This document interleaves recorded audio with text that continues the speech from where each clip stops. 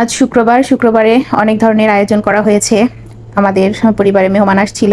আর আল্লাহ নাকি খুশি হলে মেহমান পাঠায়। তো জানি না কোন দিক দিয়ে আল্লাহ তাআলা খুশি হয়েছেন আমাদের প্রতি। তো যাই হোক, মেহমানদের জন্য কি রান্না করছি সবকিছুই আপনাদের সঙ্গে শেয়ার করতে চলে আসলাম। আসসালামু আলাইকুম, সবাই কেমন আছেন? আশা করি ভালো আছেন সবাই। তো সবকিছুই রেডি করে নিচ্ছি একা হাতে, যেহেতু একা বাসায় আর কি করার আছে, একাই করতে হবে। আর দুপুরবেলা যে একটা রিলস ভিডিও আপলোড দিয়েছিলাম আর বলেছিলাম দারুণ দারুণ মজার রান্নাবান্না আসছে। তো আজকে রান্নাটাই শেয়ার করব যে আজকে কি মজার মজার রান্না করলাম। তো দেখেন, সকাল সকালে বাজারে গিয়েছিল, বাজার থেকে হচ্ছে গরুর মাংস, মুরগি, রোস্টের জন্য মুরগি সবকিছুই নিয়ে আসছিল। আমি একা হাতে আস্তে আস্তে করে নিচ্ছিলাম সবকিছুই। দেখেন, মাংসগুলো নিয়ে আসছে, অনেক টাটকা ছিল। আর এত দাম, আমাদের পক্ষে কিনে খাওয়া সম্ভব না। তারপরেও কি করার, আত্মীয় স্বজনের তো আপ্যায়ন করতেই হবে সামর্থ্য অনুযায়ী। যতটুকু সামর্থ্য ছিল সেভাবেই নিয়ে আসছে। তো কেউ কিছু মনে করবেন না।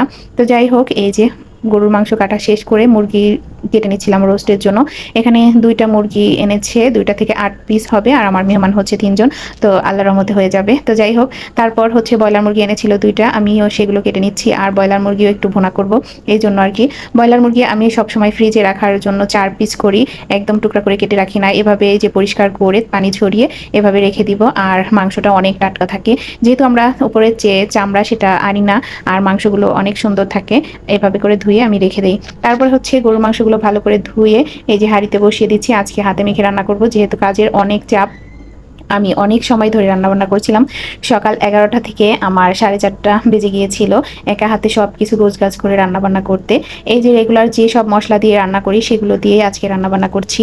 আর একটা করে রেসিপি তো আমি দেখাই না, যে কিভাবে কি আসলে শেখানোর জন্য না, আমি প্রতিদিন যা রান্না করি সেটাই আপনাদের সঙ্গে শেয়ার করি। তো যাই হোক, এই যে হাতে মেখে গরুর মাংসটা বসিয়ে দিচ্ছি, সব কিছুই দিয়েছি। আর এখানে হচ্ছে 1.5 কেজির একটু বেশি পরিমাণ মাংস আছে, যেহেতু আমার মেহমানের সংখ্যা কম। তো গরুর মাংসের যে দাম, আমি সবটুকু নেইনি আর কি।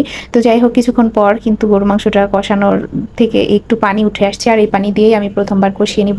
গরুর মাংস তো সবসময় অনেকক্ষণ ধরে জাল করতে হয়।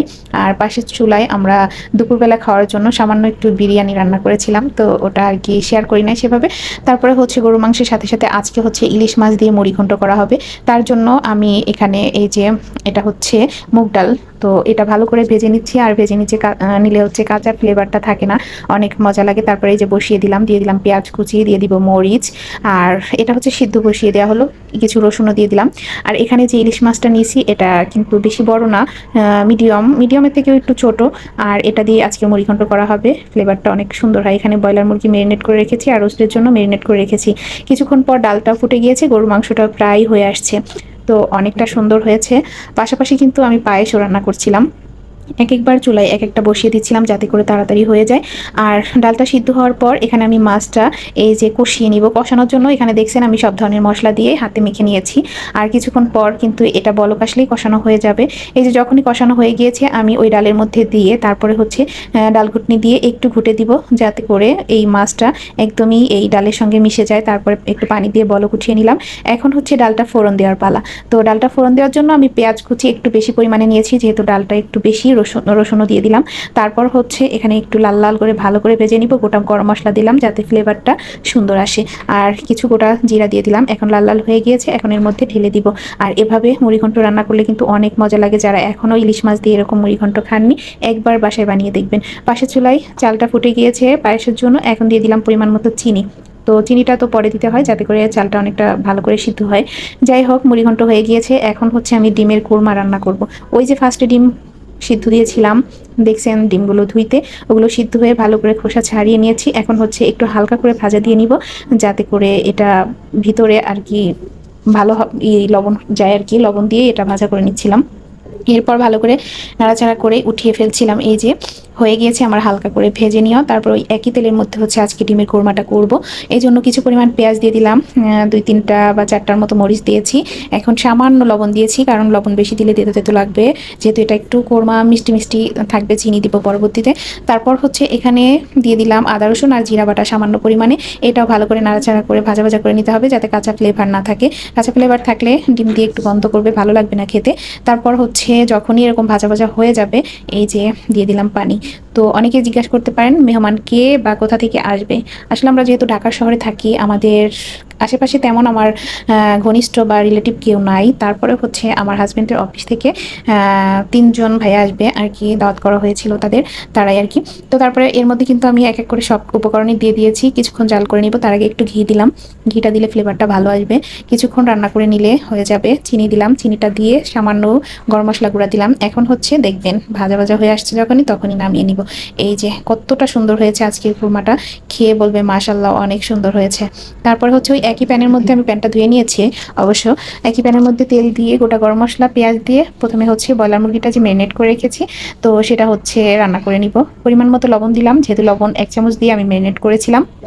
এখন এটা ভাজা ভাজা হয়ে আসলে তারপর হচ্ছে আদা রসুন জিরা বাটা দিব। তো আমি ওখানে আদা রসুন জিরা বাটা দিয়েছিলাম, তো এখানে জিরাটা একটু বেশি পরিমাণে পড়ে গিয়েছে, আমি উঠিয়ে রেখেছি আর কি। এখন হচ্ছে এটা ভাজা ভাজা করে নিচ্ছি যাতে করে কাঁচা ফ্লেভার না থাকে। এখন ম্যারিনেট করা মাংসগুলো দিয়ে দিলাম। জানি না সবাই তো আমার রান্নাবান্না দেখে দেখে আর কি আবদার করে খাওয়ার জন্য। তো আমার রান্না আজকে কেমন হবে জানি না। প্রতিদিন তো আল্লাহর রহমতে ভালোই হয়, আজকে একটু ভয় ভয় লাগছিল মনের মধ্যে যে কেমন রান্না হবে, কি বলবে খেয়ে। তো খাওয়ার পরে কি বলে অবশ্যই রিলসে আপনাদের জানিয়ে দিব। পাশের চুলায় গরু মাংসের মধ্যে আমি ভাজা মশলা দিয়ে দিলাম, ভাজা মশলা বলতে জিরা গরম মশলা গুঁড়া দিয়ে ভালো করে একটু নাড়াচাড়া করে নিলাম। এখন এটাও ভালো করে কষিয়ে নিচ্ছি মুরগির মাংসটা। আর মুরগির মাংসটা বেশি পরিমাণে নেই নাই, 1 কেজির মতো নিয়েছি। আর এদিকে হচ্ছে আমার এই যে গরুর মাংস রান্না হয়ে গিয়েছে, এটা হচ্ছে ফাইনাল লুক, অনেক সুন্দর হয়েছে দেখেন কালারটা মাশাআল্লাহ। পাশের চুলায় হচ্ছে আমি মুরগিটা ট্রান্সফার করে দিয়ে এখন হচ্ছে রোস্টের জন্য মুরগি ভেজে নিব। তো রোস্টের জন্য মুরগি ভেজে নেওয়ার জন্য তেল দিয়ে দিলাম প্যানের মধ্যে। তেলটা গরম হলে এক এক করে মুরগির পিসগুলো দিয়ে দিয়েছি আর সুন্দর করে ভেজে নিচ্ছি। যেহেতু এটা হচ্ছে সোনালী মুরগি, ভাজতে বেশি সময় লাগবে না, এমনিতে একটু শক্ত শক্ত, খেতে কিন্তু অনেক ভালো লাগবে রোস্টগুলো। তো যাই হোক, ওদিকে মুরগির মাংস হচ্ছে আর এদিকে মাংসগুলো ভেজে নিচ্ছি। আমার প্রিয় ভাই বোনেরা যারা রেগুলার আমার ভিডিও দেখেন, প্রথমে মানে এখন বলে দিচ্ছি যে আজকের ভিডিওটা একটু লেন্দি হবে, একটু ধৈর্য সহকারে দেখবেন প্লিজ। তারপরে বাকি মুরগির পিসগুলো দিয়ে দিলাম ভেজে নেওয়ার জন্য। কিছুক্ষণ পর ভেজে নেওয়া হয়ে গেলে এখন রোস্টের জন্য যে প্যানটায় রান্না করব সেটা বসিয়ে দিলাম। পরিমাণ মতো তেল দিয়ে দিচ্ছি। আজকে তো একবারেই আমার ঘরের বাজার শেষ হয়ে যাচ্ছে মনে হচ্ছে, তেলগুলোও শেষ প্রায়। তো যাই হোক, এখন হচ্ছে ভালো করে পেঁয়াজগুলো বেরেস্তা করে নিব, যেহেতু রোস্ট রান্না করব। তো আজকে যা হয়েছিল বেরেস্তাগুলো একটু বেশি লাল লাল হয়ে গিয়েছিল। আর এখানে মাছের জন্য মাছ আর পটল ভাজির জন্য পটল ম্যারিনেট করে রেখে দিয়েছি। এই যে বেরেস্তাগুলো কিছু আমি তুলে নিচ্ছি আমি পোলাওয়ের উপরে দেওয়ার জন্য। এখন এই যে এর মধ্যে যে আমি মশলাটা রেডি করে নিয়েছিলাম, টক দই বিভিন্ন ধরনের মশলা দিয়ে, বাদাম বাটা দিয়ে, সেগুলো এখন দিয়ে দিলাম। এটা ভালো করে নাড়াচাড়া করে ভাজা ভাজা করে নিতে হবে। একটু পানিও দিয়ে দিলাম, তার সঙ্গে দিয়ে দিয়েছি কিন্তু আমি এখানে রোস্টের মশলা। তো কিছুক্ষণ এটা কষিয়ে নিয়ে পরবর্তীতে হচ্ছে মাংসটা দিয়ে দিব। দিয়ে দিলাম কিছুটা পরিমাণ দুধ আর কি, এটা আমি গুঁড়া দুধ ব্যবহার করেছি, আপনারা চাইলে গরুর দুধও ব্যবহার করতে পারেন। এখন হচ্ছে ভেজে রাখা মাংসের পিসগুলো দিয়ে দিচ্ছি। কিছুক্ষণ নাড়াচাড়া করে রান্না করে নিলে রোস্ট হয়ে যাবে।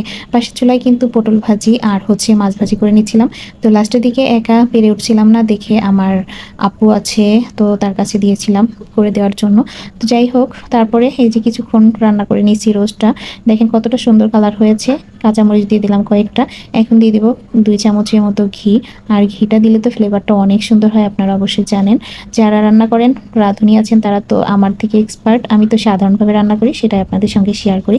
তো যাই হোক, এই যে সব রান্না প্রায় শেষের দিকে, মাছ ভাজাটাও হয়ে যাচ্ছে। এখন হচ্ছে পরবর্তীতে শুধু ভাত আর পোলাও রান্না করে নিলেই হয়ে যাবে। তো সন্ধ্যার পরে আমি এসেছি ভাত আর পোলাও রান্না করার জন্য।